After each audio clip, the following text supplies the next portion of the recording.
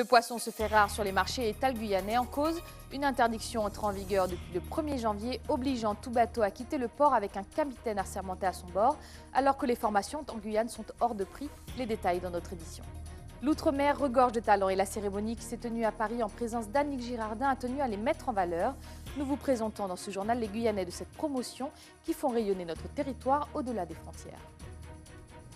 Rififi à l'Université des Antilles avec des administrateurs martiniquais qui ont refusé de siéger au conseil organisé en Guadeloupe, estimant que leur indépendance n'était pas respectée, un sentiment naguère éprouvé par la Guyane. Mesdames et messieurs, bonsoir, merci de votre fidélité. Sachez que cette page d'information est disponible en direct sur Facebook. Cela ne vous a sans doute pas échappé, il est de plus en plus difficile de manger du poisson frais.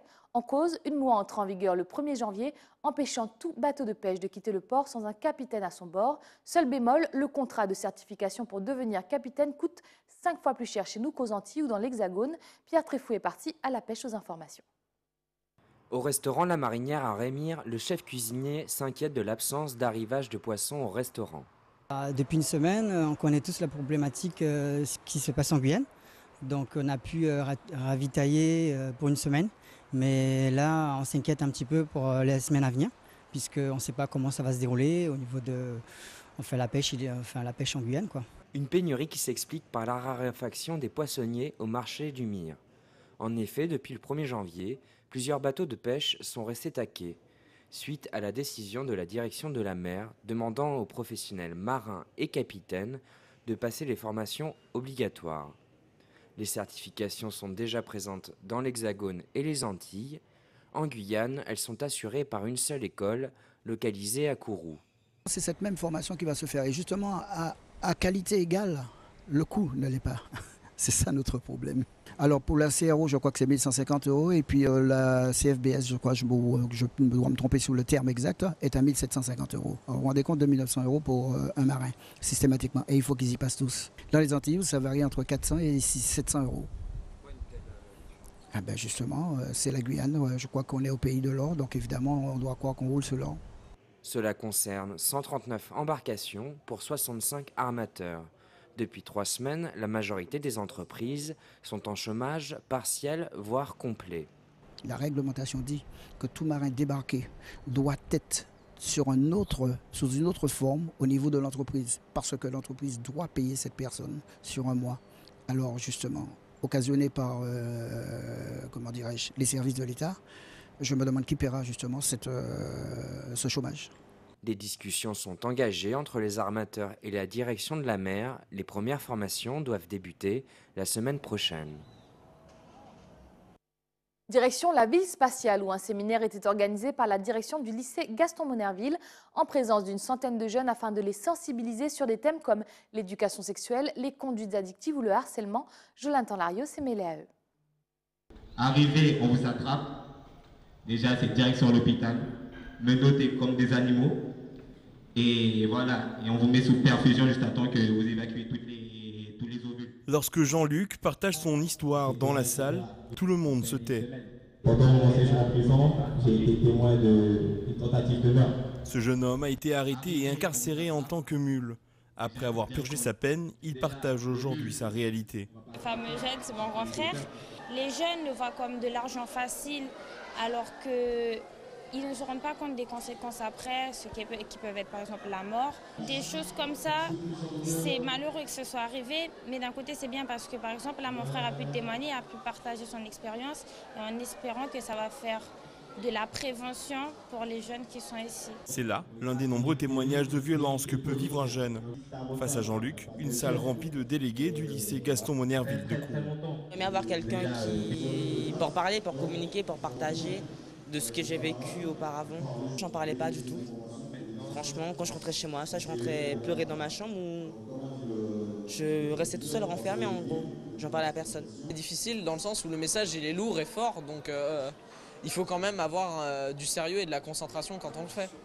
C'est quelque chose qu'il faut prévenir parce que, par exemple, moi, ça m'a laissé pas mal de traces et du coup, j'espère que ça se produira de moins en moins pour les générations à venir, quoi. Organisés par la direction de leur établissement, ces jeunes délégués sont ici pour être les ambassadeurs de la prévention auprès de leurs camarades d'école, pour prévenir une violence qui se traduit toujours de manière différente. Donc leur but, c'est de venir effectivement d'écouter, d'échanger, de réfléchir, mais derrière, ils doivent porter aussi tout ce qu'ils ont ressorti de positif de la journée. Ils doivent aussi l'échanger avec leurs camarades, leurs camarades de classe, à travers une heure de vie de classe, où ils devront restituer un petit peu.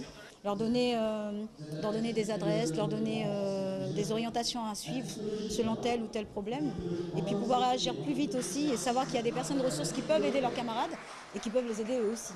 À la suite de cette journée, chaque délégué devra rapporter ce qu'il aura appris au moyen d'une heure de vie de classe. Dans le reste de l'actualité, la 7e édition de la cérémonie des talents d'outre-mer s'est tenue hier au Palais d'Iéna. Sur plus de 1000 candidats excellents dans des domaines tels que le droit, la médecine, les arts ou la politique, plusieurs Guyanais se sont distingués. Stéphane Alexandrescu avait lui aussi enfilé son costume afin d'aller à leur rencontre. La 7e édition des Talents d'Outre-mer a eu lieu mercredi soir au Palais de Iéna, à Paris, en présence de la ministre des Outre-mer. C'est une cérémonie qui a lieu tous les 2 ans, organisée par le CASODOM, le Comité d'action sociale Outre-mer, et dont le but est de mettre à l'honneur des jeunes ultramarins particulièrement talentueux en sciences, en médecine, en informatique, en économie et en art. Tous sont issus des meilleures écoles, tous ont un parcours d'excellence et sont recrutés dans le monde entier pour leurs compétences. Ce sont des ambassadeurs qui montrent le côté positif des territoires d'outre-mer et c'est extrêmement important au moment où on veut encore lutter contre des clichés qui ont tendance à associer outre-mer et difficultés ou outre-mer et solidarité, alors que les territoires d'outre-mer regorgent de richesses, qu'elles soient humaines, ou qu'on parle de biodiversité ou encore bien sûr de projets économiques. C'est un très bon cru avec une très grande diversité de profils qui montre que les ultramarins s'investissent dans l'excellence, mais dans toutes les disciplines. Parmi les lauréats, 2 jeunes Guyanais scolarisés au lycée Léon Gontran Damas ont été reconnus et ont reçu un prix pour leur capacité comme ingénieurs en télécommunications et en électronique. C'est un prix qui récompense mon travail en fait, qui reconnaît mon parcours depuis mon DUT à l'IUT de Kourou jusqu'à mon école d'ingénieur maintenant à Brest. Et donc du coup, c'est un prix qui me permet de montrer que j'ai pas travaillé pour rien en fait, et qu'au final, ce que j'ai fait peut servir d'exemple pour les autres ultramarins. C'est aussi le moyen pour moi de représenter fièrement la Guyane qui, malheureusement, dans les médias, là, encore récemment, il y avait un reportage sur une chaîne qui montrait toutes les difficultés que rencontrait la Guyane avec les différents problèmes sociaux et économiques. Et là, c'est une super vitrine, montrer qu'en Guyane, on réussit également, on peut s'en sortir. Ce qui ressort des divers témoignages, c'est que finalement, rien n'est impossible et que seul le travail permet de se réaliser. On a beaucoup travaillé, on a fait face à des obstacles. Bien sûr, on n'y a pas fait face tout seul, on y a fait face avec des gens, moi avec mon entreprise, ma famille et mon entourage, mon école. Et donc au final, on a réussi à passer ces obstacles pour arriver là où on en est aujourd'hui. Et donc moi encore, je suis jeune talent, donc par rapport à ce que beaucoup de talents confirmés font, je suis très, très humble par rapport à ce qu'ils sont capables de faire. J'aimerais vraiment passer un petit mot aux étudiants, aux élèves guyanais. On a quand même une très bonne formation qui est dispensée dans nos établissements. Il faut arrêter peut-être de casser du sucre sur les professeurs ou les différents établissements et plus s'impliquer davantage dans sa scolarité. Rendons-nous à présent en Martinique où le torchon brûle entre les 2 pôles de l'Université des Antilles. Les élus martiniquais ont refusé de siéger au conseil d'administration qui se tenait en Guadeloupe. Ils protestent contre le manque d'autonomie laissé par le président, un sujet de Loïc Régis. Décidée depuis juin 2015, l'autonomie des pôles semble pourtant avoir du mal à se mettre en place au sein de l'Université des Antilles. La fraction martiniquaise s'estime lésée. Pour manifester leur mécontentement, 3/4 des membres du conseil d'administration refusaient de siéger hier en Guadeloupe. Malheureusement, il n'y a pas de dialogue. Nous ne sommes pas au courant lorsque nous faisons des remarques, même lorsque ça traite par exemple l'affaire Serigmia, on demande qu'est-ce qui se passe alors que c'est au mois de février que certains pourraient revenir. Où en est-on? Nous n'avons pas de réponse. Donc n'ayant pas de réponse sur différents dossiers, voyant comment on cherche à infantiliser le pôle Martinique, nous avions décidé, dans la majorité des membres de la Martinique, de ne pas nous rendre en Guadeloupe. Mais il ne s'agit pas du tout d'une politique de la chaise vide, parce que malgré les difficultés, depuis plus d'un an, nous essayons de discuter, seulement nous souhaitons simplement que la loi soit respectée. Un malaise qui n'est pas nouveau et la situation régresse. Nouvelle directive de la présidence de l'UA, un contrôle plus strict des dépenses effectué par le campus de Schellcher, une mesure qui compliquera le fonctionnement de l'établissement. Le président m'a donc transmis un courriel avec un arrêté qui abrogeait la totalité de mes délégations de signature et qui ensuite a été remplacé une petite heure après par un arrêté qui incluait une délégation de signature en matière financière avec un plafond de 5 000 €. Ce qui veut dire que je ne peux engager une dépense pour le pôle Martinique au-delà de 5 000 €. Et donc, vous savez, avec un budget de plus d'1 million d'euros, ça veut dire effectivement que dès qu'il faudra que je paye une facture, qu'il faut demander la permission à la Guadeloupe. Cette décision de Stas Janqui, président de l'Université des Antilles, pose problème. Au-delà de l'aspect économique, elle va à l'encontre des lois sur l'autonomie des pôles. C'est une véritable mise sous tutelle du pôle Martinique qui est complètement illégale. Le président ne respecte pas la loi parce que le vice-président de pôle est ordonnateur des recettes et des dépenses. Et on régresse même au-delà de l'Université des Antilles. Les vice-présidents de pôle ont toujours, à ma connaissance, pu exécuter leur budget à hauteur des fonds qui leur étaient attribués. Une cohabitation difficile sur le plan administratif entre le campus de Fouillol et celui de Schellcher. Nous avons tenté de joindre le secrétariat du président de l'Université des Antilles, sans succès. Retour en Guyane, où la campagne de recensement 2018 a débuté dans l'île de Cayenne. D'une durée d'1 mois, elle mobilisera 14 agents présentés officiellement lors d'une conférence de presse organisée à l'hôtel de ville ce matin. Gaël Oassimi y était. Quel est le nombre d'habitants sur le territoire de la ville capitale? C'est la question à laquelle les 14 agents devront répondre dans les jours qui viennent. Ce matin, ils ont reçu les outils nécessaires pour mener à bien cette mission. En partenariat avec l'INSEE, l'Institut national de la statistique des études économiques, la municipalité a officiellement ouvert la session de recensement qui durera du 18 janvier au 24 février 2018. Ce qu'on a pu constater, c'est à l'issue en fait de la publication des chiffres de recensement qu'il y a une croissance de la population, alors que ces dernières années, sur Cayenne, même si on constatait, la population constatait qu'il y avait a priori davantage d'habitants, les chiffres en tout cas ne mentionnaient pas cette augmentation et bien au contraire, on a eu à accuser une légère diminution dans les temps passés, alors que cette année effectivement on a pu observer lors de la publication qu'il y avait une augmentation de la population sur Cayenne. À l'image de Steve qui en est à sa 4e session de recensement, l'exercice n'est pas simple, mais bien différent d'année en année. Rodé, je dirais plus dans le remplissage du questionnaire. Effectivement, le questionnaire, on le connaît vraiment par cœur. Maintenant, comme je vous dis, c'est toujours de la population différente. Donc on ne sait jamais vraiment sur qui on va tomber. Maintenant, c'est vrai, pour avoir vu du monde, je peux vraiment dire que j'ai peut-être un peu d'expérience, mais ça reste quand même quelque chose de tout nouveau à chaque année où on doit vraiment continuer à s'adapter. Disposée en plusieurs secteurs, la ville sera totalement couverte par ses 14 agents. Chaque agent recenseur a son îlot, on appelle ça, son quartier, on va dire, à recenser. Maintenant, il y a des zones particulières où vraiment il y a une population aussi un peu plus importante, où l'accès aussi à ces zones-là est de plus en plus difficile. Là, oui, il y aura ce qu'on appelle une brigade qui va se mettre en place tous les samedis.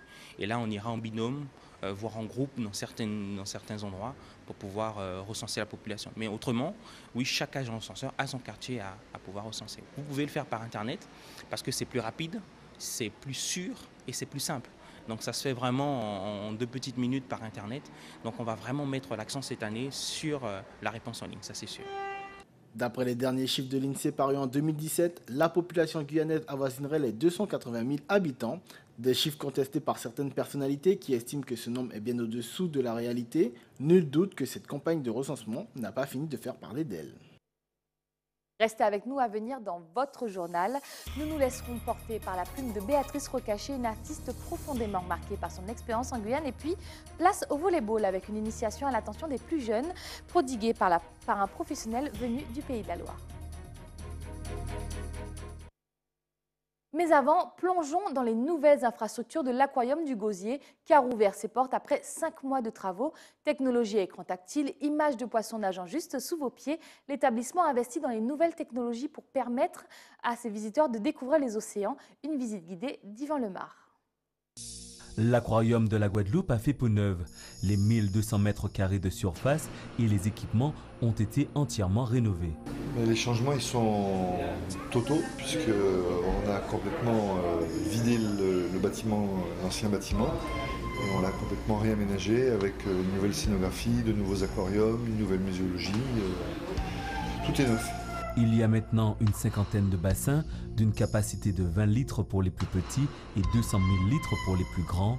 Les 260 espèces visibles ont été réparties en fonction des différents écosystèmes de la Guadeloupe. On a une approche qui était totalement différente. Il y a 30 ans, quand on a créé l'aquarium, 32 ans, on a acheté des aquariums et puis on s'est posé la question de savoir quels poissons on pouvait mettre dedans. Là, on a fait le cheminement inverse, on s'est posé la question de savoir quels étaient les messages importants que nous avions à faire passer et d'adapter nos expositions en fonction du discours que nous voulions avoir. Autre nouveauté, les nouvelles animations pédagogiques et interactives. Dans les animations, il y en a partout. On essaye d'être un aquarium du XXIe siècle avec beaucoup de nouvelles technologies, avec beaucoup de vidéos, beaucoup d'interactivité, puisque un aquarium, ça se visite traditionnellement les mains dans le dos et on ne fait que regarder. Là, on essaie de faire participer un petit peu plus les visiteurs. Cette réouverture marque le début d'une nouvelle dynamique pour l'aquarium. L'aquarium va évoluer surtout par ses collections, puisqu'on vient d'ouvrir, un peu comme du vin, un aquarium, plus c'est vieux, plus c'est bon. Donc on va avoir de nouveaux poissons qui vont arriver dans les semaines qui viennent. Mais on va déjà, en termes d'investissement, on va déjà essayer de réaliser cela, de les rentabiliser, de les amortir. Et puis on parlera de nouveaux investissements dans quelques années. L'aquarium de la Guadeloupe sera désormais ouvert tous les jours de 9h à 19h. L'objectif est d'accueillir entre 120 et 130 000 visiteurs par an. Ouvrons maintenant une page d'art avec Impression de Guyane, une exposition proposée par Béatrice Rocaché à l'Espace Pagaret jusqu'au 2 février. Cette artiste, qui a été profondément transformée par son expérience guyanaise, confie son ressenti à Joanne Manus et Emmanuel Déron.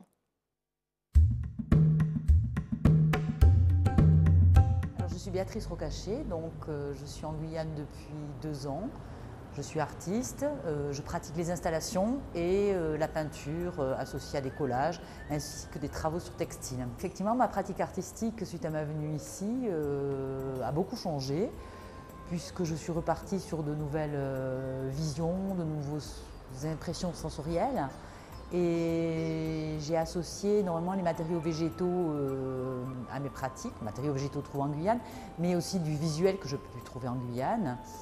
À la fois de la nature, j'ai été impressionnée par la nature et aussi bien sûr par les rencontres avec les Guyanais. Alors cette toile, ce tableau plus exactement, parce qu'on ne peut pas appeler ça une toile au sens traditionnel du terme, associe un travail de peinture par tâche et ensuite de la broderie. Donc on peut trouver comme matériau du textile effectivement et de la peinture.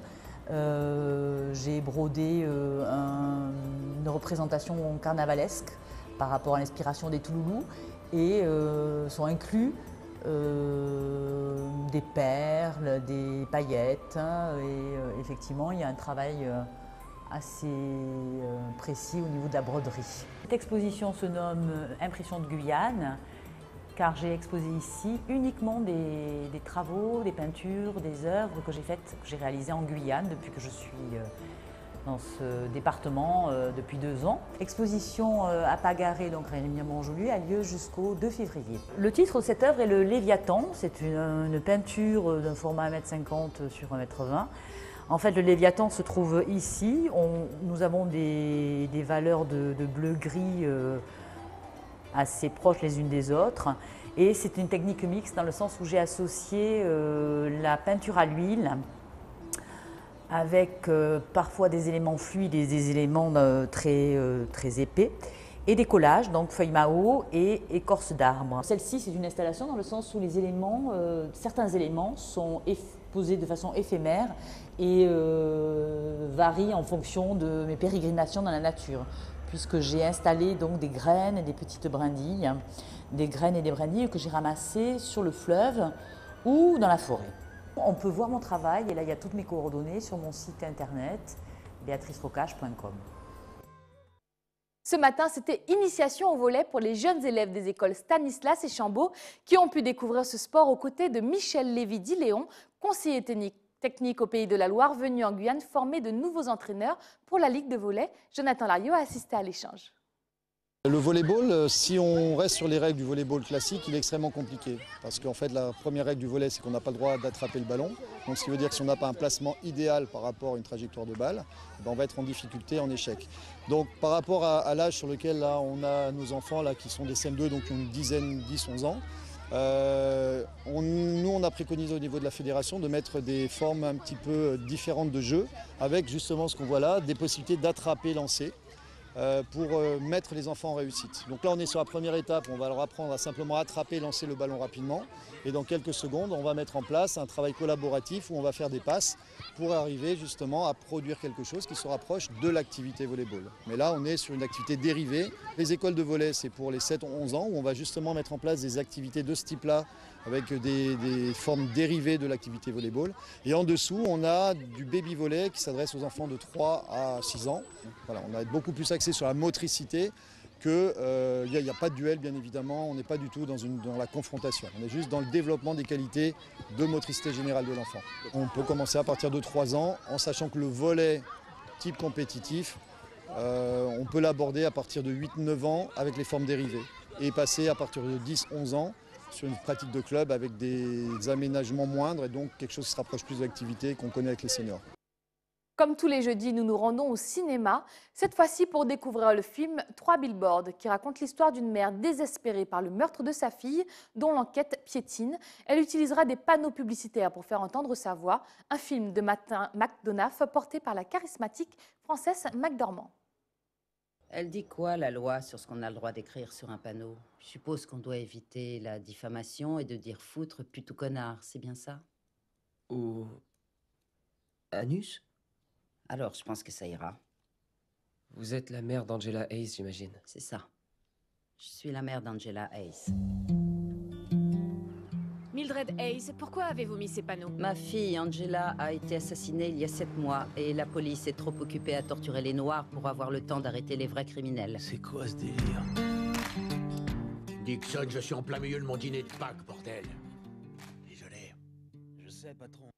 Désolé pour ce petit contretemps technique, c'est la fin de ce journal. Mais avant de se quitter, rappel des principaux titres de ce 18 janvier. Le poisson se fait rare sur les marchés étals guyanais en cause une interdiction entrant en vigueur depuis le 1er janvier obligeant tout bateau à quitter le port avec un capitaine assermenté à son bord alors que les formations en Guyane sont hors de prix. Les détails ont été dévoilés dans notre édition. L'Outre-mer regorge de talents et la cérémonie qui s'est tenue à Paris en présence d'Annick Girardin a tenu à les mettre en valeur.